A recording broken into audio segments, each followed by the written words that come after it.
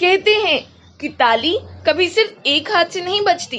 ठीक उसी तरह ऑर्डिनल यूटिलिटी की दुनिया में कंज्यूमर इक्विलिब्रियम सिर्फ एक कॉन्सेप्ट से नहीं मिलता, उसके लिए इंडिफरेंस कर्व और बजट लाइन जैसे दो कॉन्सेप्ट्स को मिलाना पड़ता है।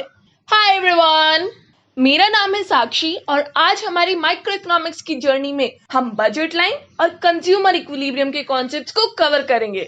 आई होप आपने इंडिफरेंस कर्व की वीडियो ऑलरेडी देख ली होगी। अगर नहीं देखी है तो लिंक डिस्क्रिप्शन में है, जल्दी से जाकर देख कर आइए क्योंकि उसके कॉन्सेप्ट्स यहाँ पर भी यूज होंगे। तो चलिए शुरू करते हैं।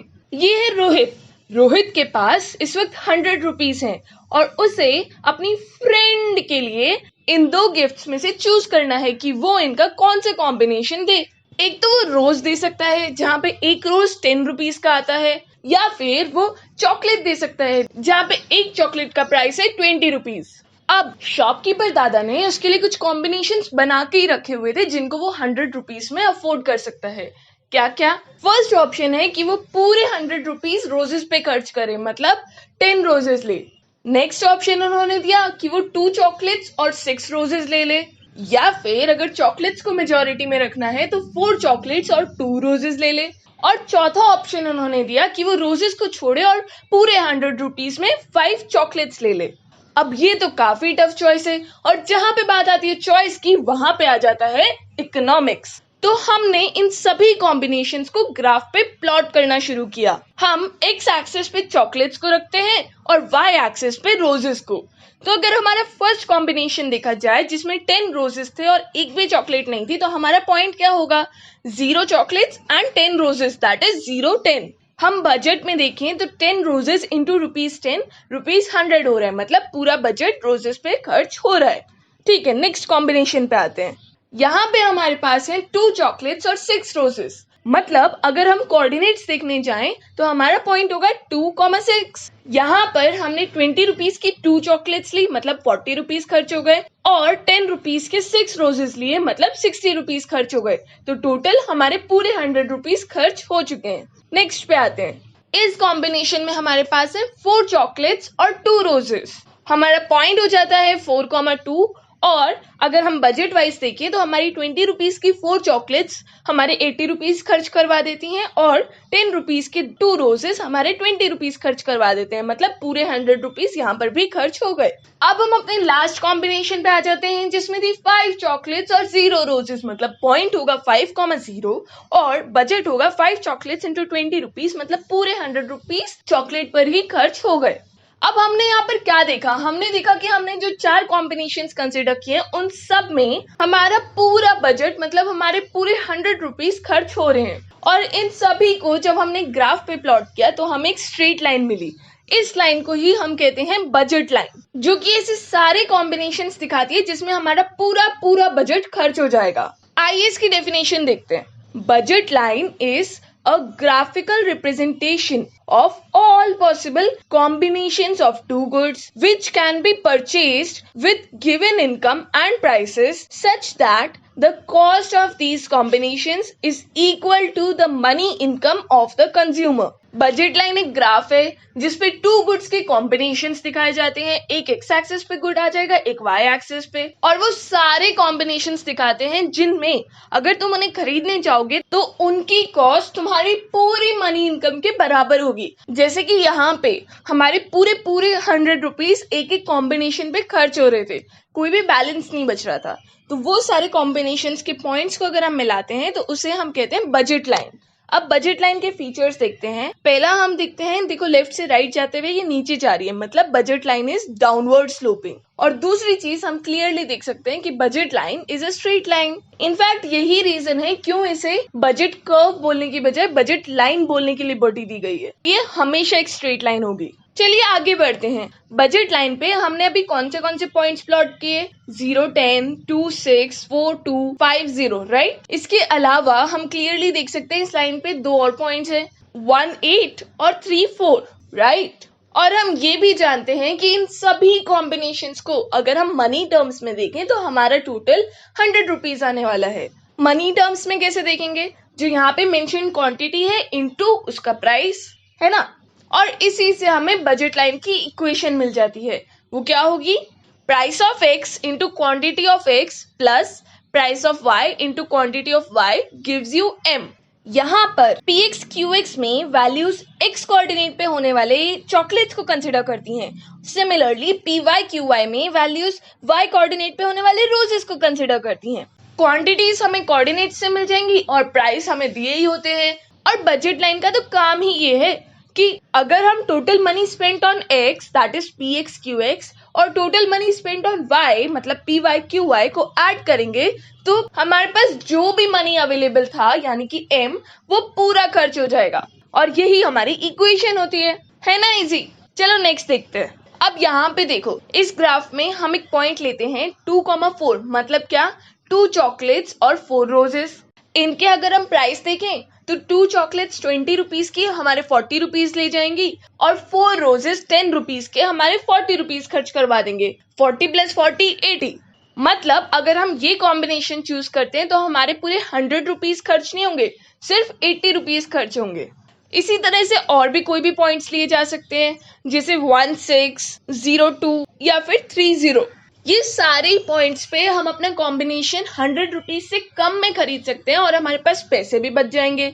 मतलब देखा जाए तो उन 100 रुपीज में रोहित सिर्फ बजट लाइन के ऊपर लाई करने वाले सारे कॉम्बिनेशंस नहीं ले सकता, वो उसके पीछे वाले भी सारे कॉम्बिनेशंस ले सकता है, अफोर्ड तो कर सकता है ना वो।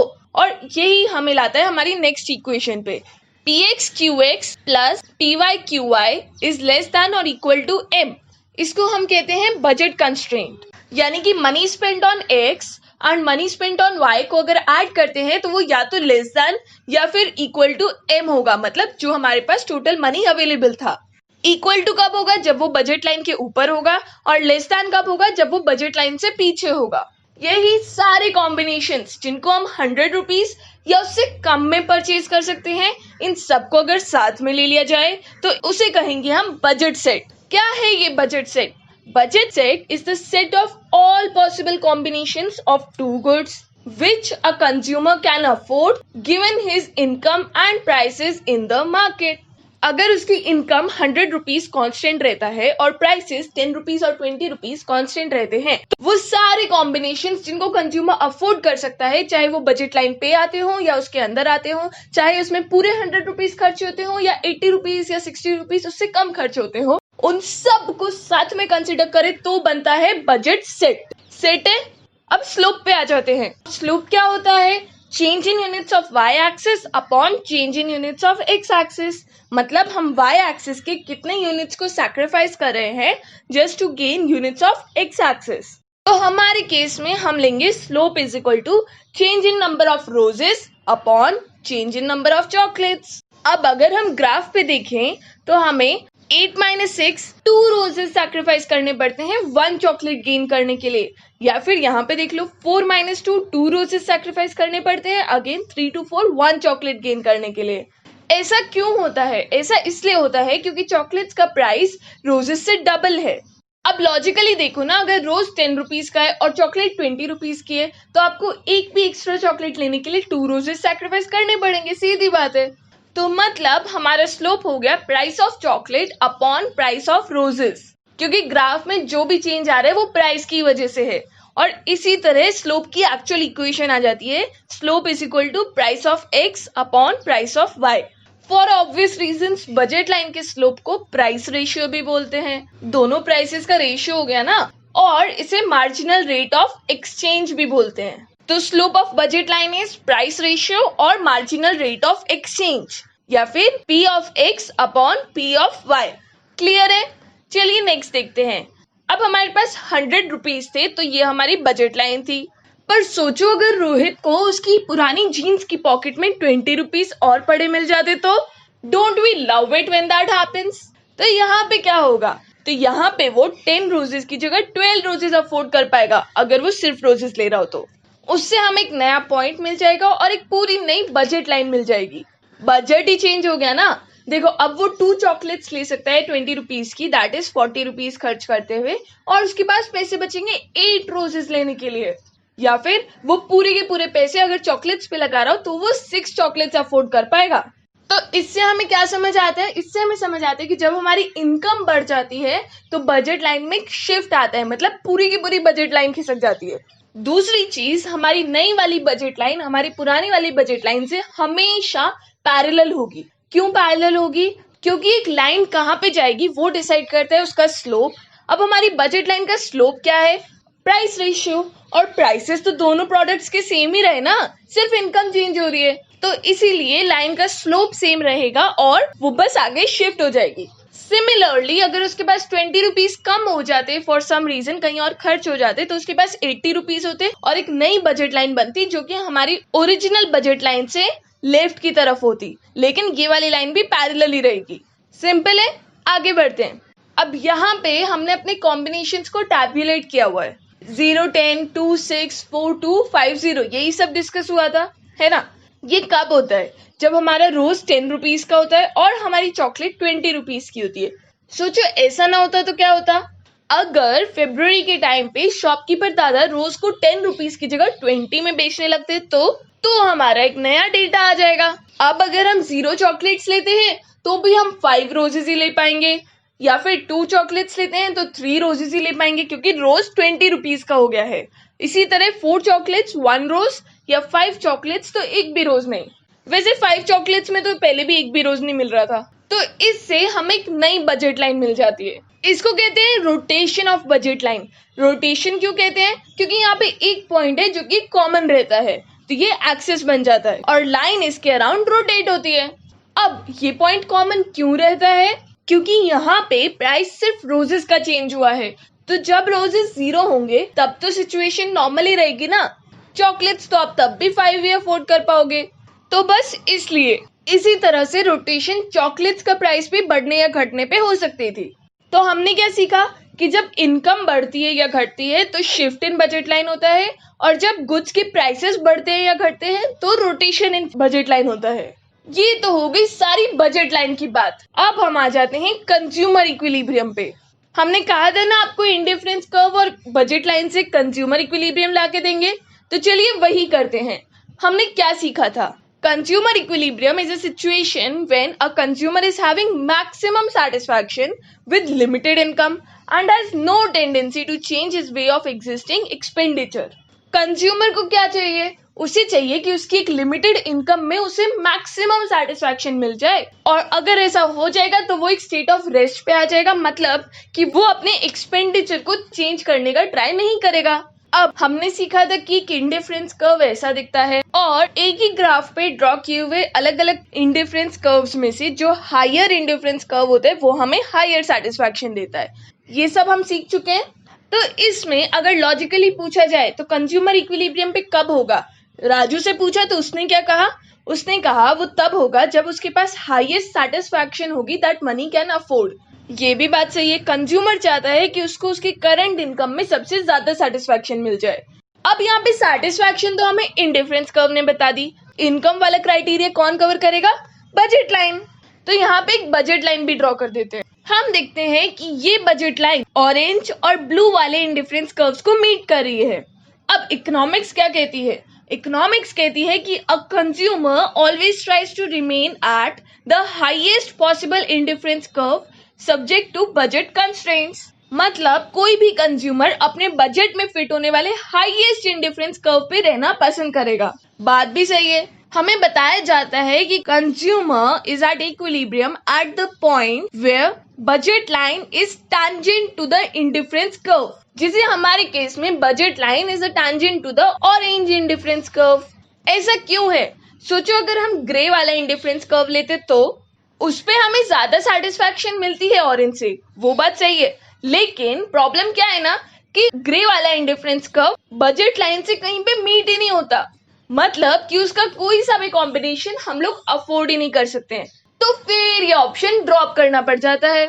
लेकिन अगर हम ब्लू इंडिफरेंस कर्व लेते तो जैसा कि हम देख सकते हैं ये वाला कर्व तो बहुत अच्छे से हमारे बजट में है। इनफैक्ट इसके दो कॉम्बिनेशन है जो कि बजट में आते हैं। बिल्कुल सही बात है, लेकिन प्रॉब्लम क्या है ना कि ब्लू इंडिफरेंस कर्व पे हमारी सेटिस्फैक्शन ऑरेंज वाले से भी कम है। अब जब तुम अपने बजट लाइन जितने पैसे खर्च कर ही रहे हो तो कोई भी रैशनल कंज्यूमर चाहेगा ना कि उसे मैक्सिमम सेटिस्फैक्शन मिले। जब उसे पता है कि उसे उतने ही पैसे स्पेंड करके ऑरेंज लेवल की सेटिस्फैक्शन मिल सकती है, तो वो ब्लू वाले लेवल की क्यों लेना चाहेगा? ये तो वही बात हो गई, खाया पिया कुछ नहीं, ग्लास तोड़ा 12 आना, पैसे खर्च भी कर दिए और उतना फायदा भी नहीं हुआ। तो इसीलिए हम हाईएस्ट इंडिफरेंस कर्व का अगर एक भी पॉइंट चूज कर सकते हैं तो हम वही वाला पॉइंट लेना चाहेंगे, अगर वो हमारे बजट में आता हो तो। यानी कि वो वाला कॉम्बिनेशन जहां पे हमारी बजट लाइन इंडिफरेंस कर्व को सिर्फ एक बार टच करती हो, मतलब टैंजेंट हो। कॉन्सेप्ट समझ आ गया? अब देखते हैं अगर इनको वर्ड्स में लिखना हो तो कैसे लिखेंगे। अब हमें क्या चाहिए, यहाँ पे हमें चाहिए कि एक ऐसा पॉइंट हो जहां पे इंडिफरेंस कर्व और बजट लाइन मिलते हो, है ना।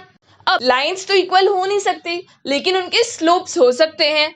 तो हमें एक ऐसा पॉइंट चाहिए जहां पे slope of indifference curve slope of budget line से मिलता हो।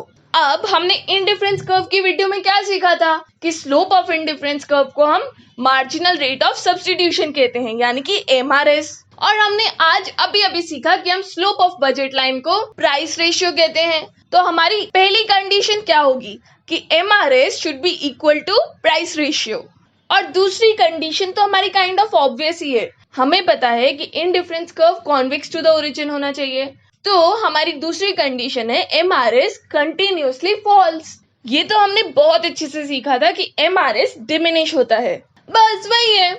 इसी तरह से रोहित की भी प्रॉब्लम सॉल्व होगी। रोहित को ये देखना है कि उसके बनाए हुए बजट लाइन में या उसके पास जो अवेलेबल 100 रुपीज है उनमें ऐसा कौन से कॉम्बिनेशन है जिससे उसकी फ्रेंड को सबसे ज्यादा सेटिस्फैक्शन मिलेगी। अब ये तो उस पर डिपेंड करता है ना, किसी को चॉकलेट ज्यादा पसंद होती है, किसी को रोजेस। तो उसे जो भी हाईएस्ट लेवल ऑफ सेटिस्फैक्शन मिले या फिर जो भी हाईएस्ट इंडिफरेंस कर्व मिले जिसमें उसकी बजट लाइन टच होती हो या टैंजेंट होती हो, वही टैंजेंट वाला कॉम्बिनेशन उसे चूज करना है। यहाँ पर कोऑर्डिनेट्स आते हैं 2,6, यानी कि 2 चॉकलेट्स और 6 रोजेस। थैंकफुली शॉपकीपर दादा ने ये कॉम्बिनेशन बना के ही रखा हुआ था। हो गई ना प्रॉब्लम सॉल्व। ये थी हमारी पूरी ऑर्डिनल यूटिलिटी अप्रोच। हमने यूटिलिटी की 2 अप्रोचेस पढ़ी हैं।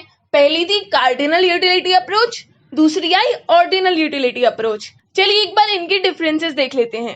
कार्डिनल यूटिलिटी अप्रोच के अनुसार यूटिलिटी को मेजर किया जा सकता है, लेकिन ऑर्डिनल यूटिलिटी अप्रोच में यूटिलिटी को मेजर नहीं करते, उसे रैंक करते हैं। मतलब क्या कि कार्डिनल यूटिलिटी अप्रोच में हम बता सकते हैं कि हमें एप्पल से 14 यूटिल्स की सेटिस्फैक्शन मिलती है और मैंगो से 12 यूटिल्स की, तो हम एग्जैक्ट मेजरमेंट कर सकते हैं। लेकिन ऑर्डिनल यूटिलिटी अप्रोच में हम सिर्फ ये बता सकते हैं कि एप्पल्स हमें मैंगो से ज्यादा पसंद है, उनका एग्जैक्ट मेजरमेंट नहीं किया जा सकता। Which brings us to our next point. Cardinal utility approach में मेजरमेंट करने के लिए एक यूनिट होता है यूटिल्स नाम का, लेकिन ऑर्डिनल यूटिलिटी अप्रोच में क्योंकि हमें मेजर ही नहीं करना तो हमें यूनिट की जरूरत नहीं है।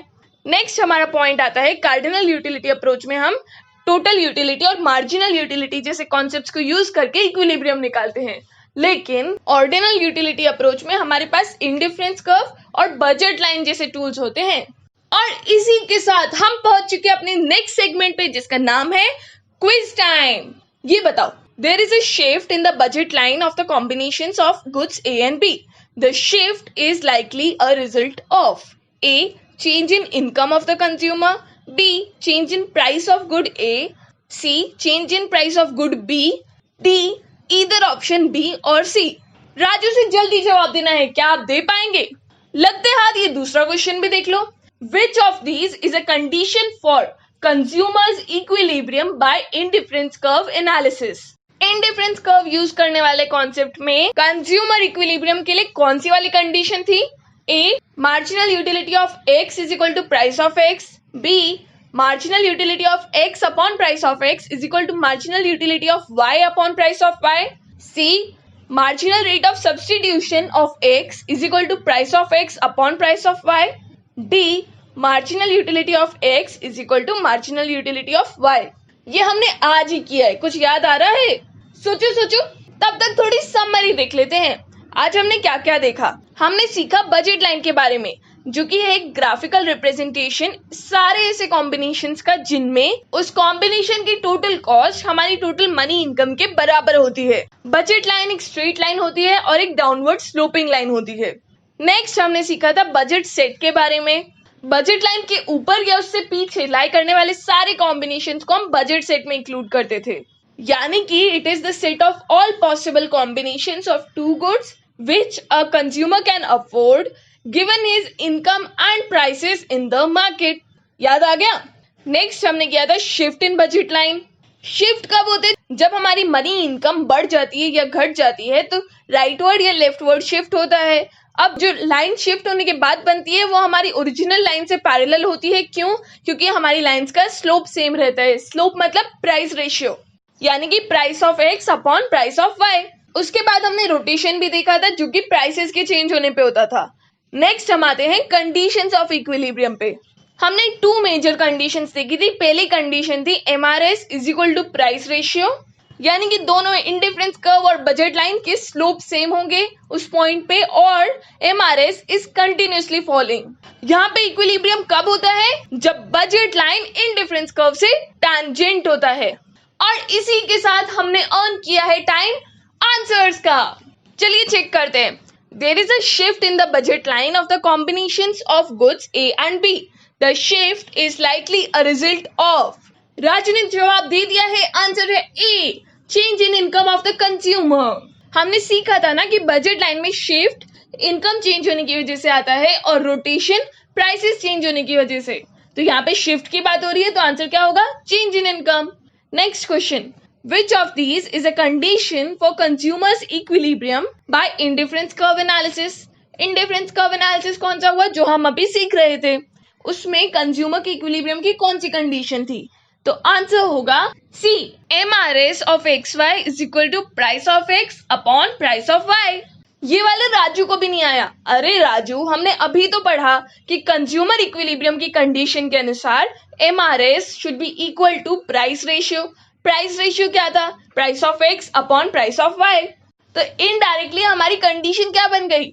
MRS of X Y is equal to price of X upon price of Y. सही तो है। एनीवेज, बाकी के सारे ऑप्शन तो मार्जिनल यूटिलिटी की बात कर रहे थे, वो तो कोई इंडिफरेंस कर्व में होता भी नहीं है। चलिए, राजू को तो समझ आ गया। आई होप आप सबको भी आ गया होगा, क्योंकि यहाँ पे हम ये चैप्टर खत्म कर रहे हैं। प्लीज इस वीडियो को लाइक कीजिएगा, शेयर कीजिएगा और अपने थॉट्स या डाउट्स मुझे कमेंट्स में या इंस्टाग्राम डीएम पे बता दीजिएगा। और चैनल को सब्सक्राइब करना मत भूलिएगा। Happy studying, bye bye.